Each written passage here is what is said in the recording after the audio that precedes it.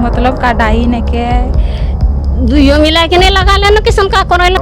अभी तो 4 लोगों को अगर भूत है है बातचीत तो नहीं होते हैं। बातचीत बहुत मने ठीक है, वो अकेला अपने बोलता है हम डायन है। तो गांव के लोग परिजनों को डायन बिसाई का आरोप लगा लिया।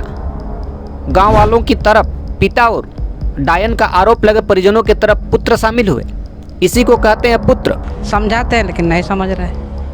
तो फिर क्या करेंगे, समझाने का प्रयास करेंगे। हाँ तो अभी समझाएंगे, फिर अभी सर भी तना फरवर भी समझाया। हाँ। समझ जाएगा तो ठीक है।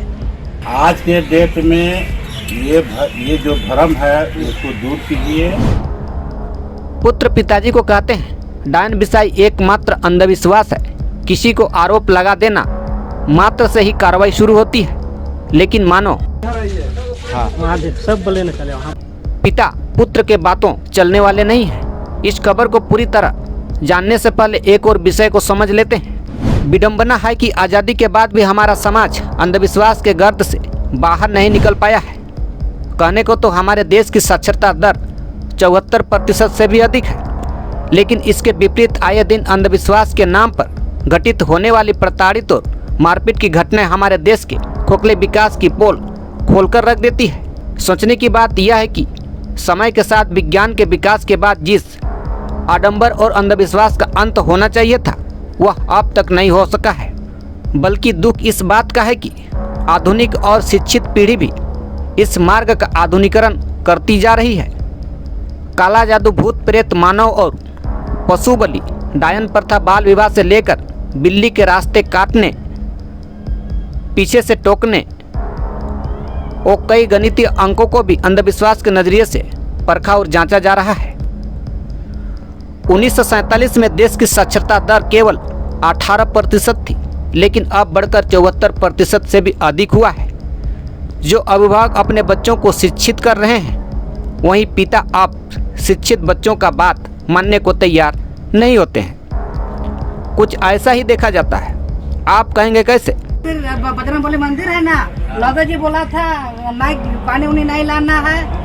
लौदो जी हम लोग घर में दिन था बुधवार, तारीख था 7 दिसंबर 2022।